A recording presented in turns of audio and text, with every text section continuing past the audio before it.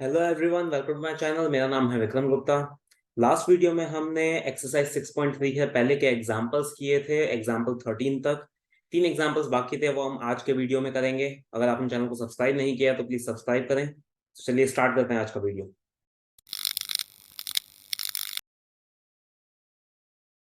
तो एग्जाम्पल 14 में हमें एक वर्ड दिया है डॉटर, जिसमें 8 लेटर्स हैं और हमें ऐसा कहा है कि इसके सभी लेटर्स को रीअरेंज करके कितने वर्ड्स बन सकते हैं वो हमें बताना है।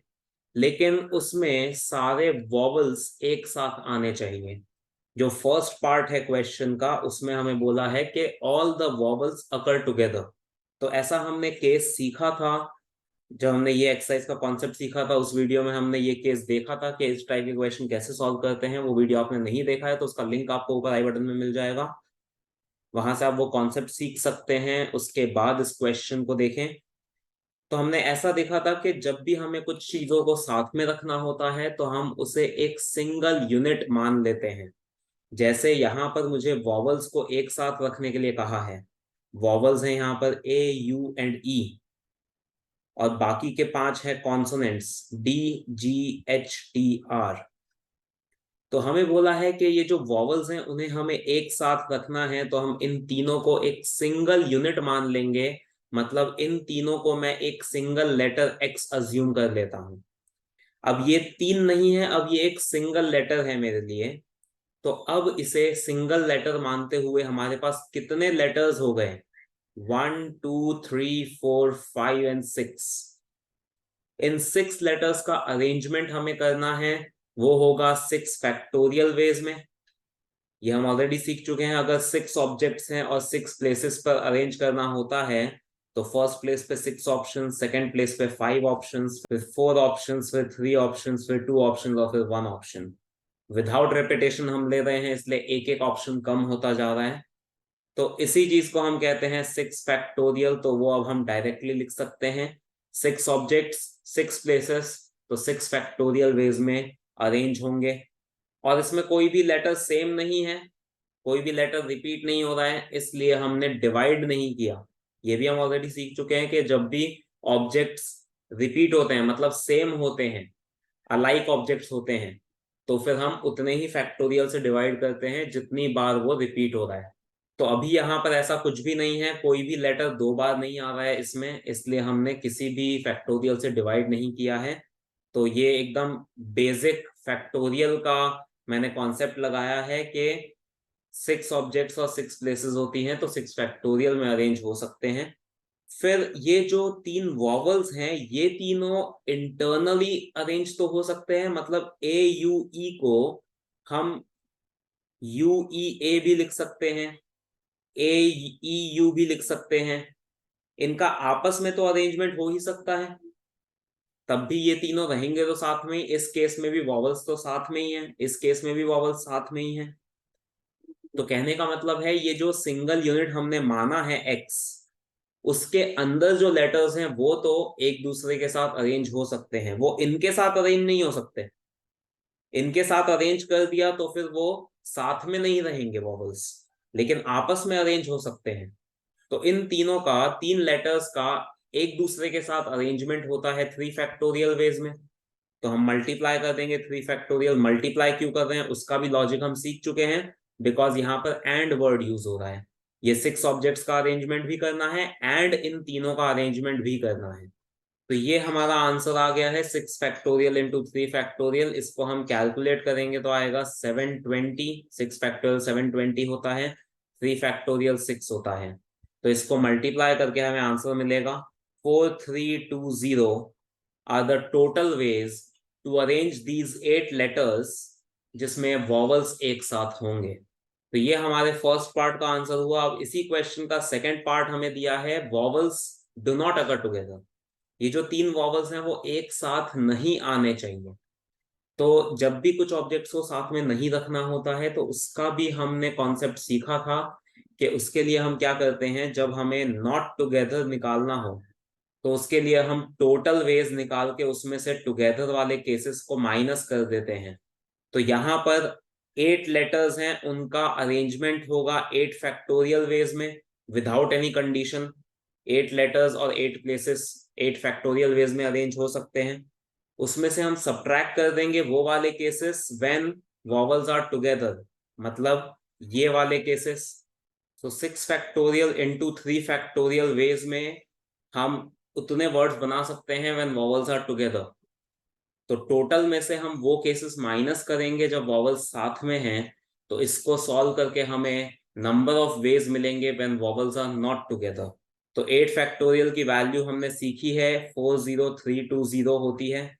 1 से 10 फैक्टोरियल की वैल्यूज मैंने लिखकर बताई थी, वो वीडियो आपने नहीं देखा है तो उसका लिंक भी आपको ऊपर आई बटन में मिल जाएगा, वहां से आप फैक्टोरियल का कॉन्सेप्ट सीख सकते हैं और ये सारी वैल्यूज भी मैंने लिखी थी वो भी देख सकते हैं। इसका आंसर हमने निकाला 4320, तो इसको सब्ट्रैक्ट करके आएगा 36,000। सो ऐसे 36,000 वर्ड्स बन सकते हैं जब वॉवल्स एक साथ नहीं होंगे। अब हम एग्जाम्पल नंबर 15 पे जाते हैं।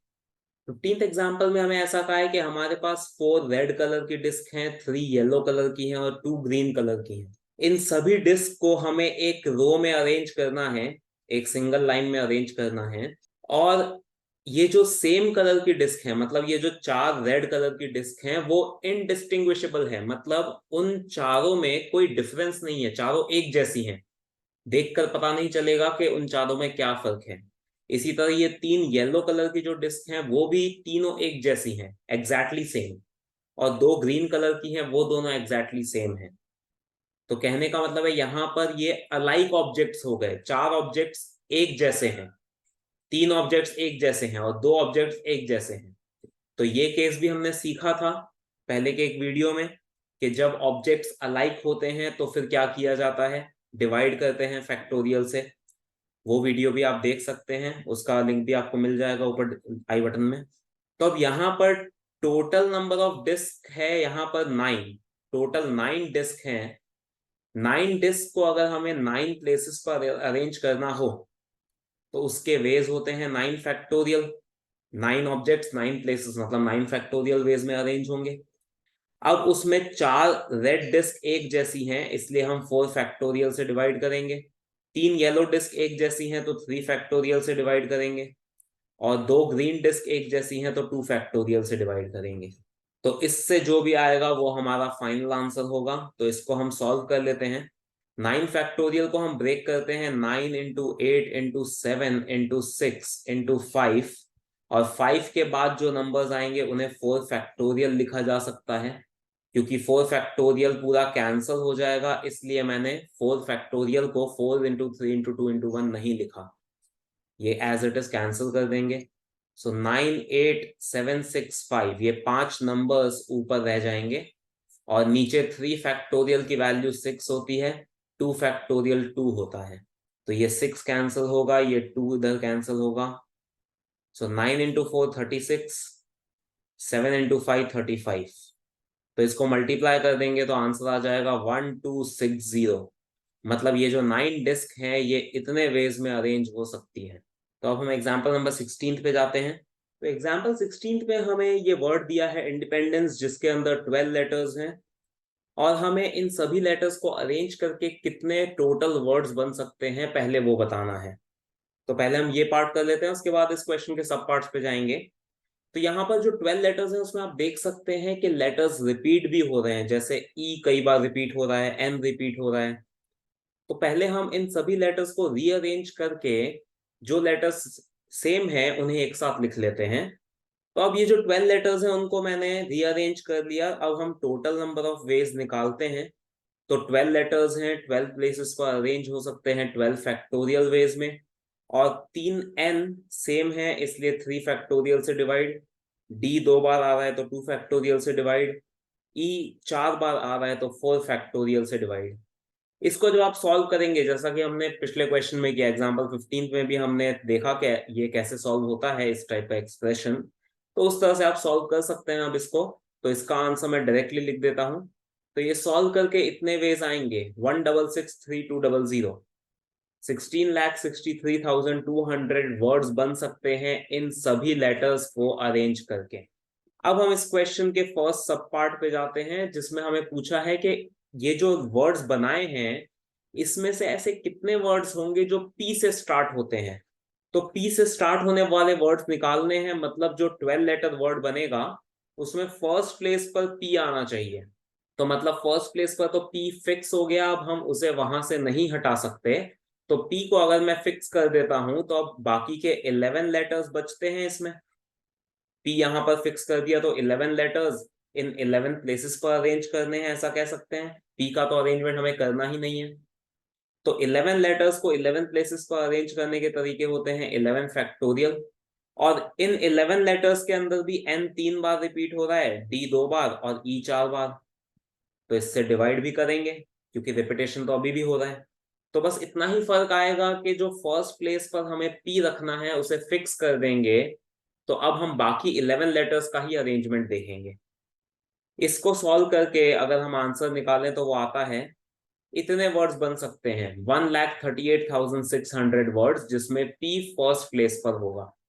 अब इसमें सेकेंड पार्ट में मैं बोला है ऐसे कितने वर्ड्स होंगे, ये टोटल वर्ड्स में ऐसे कितने वर्ड्स होंगे जब सारे वॉवल्स एक साथ आएंगे।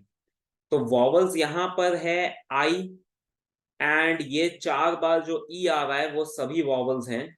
तो टोटल 5 वॉवल्स हैं इस वर्ड के अंदर और बाकी के कॉन्सोनेंट्स हैं।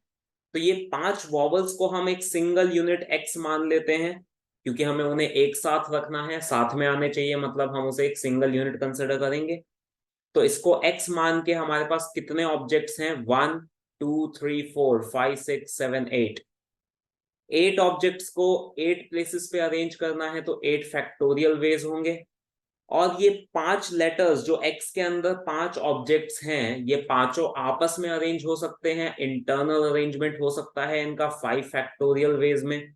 ये भी हमने ऑलरेडी सीख लिया है। अब हम देखते हैं क्या क्या रिपीट हो रहा है। तो आप देख सकते हैं अभी भी n 3 बार रिपीट होगा।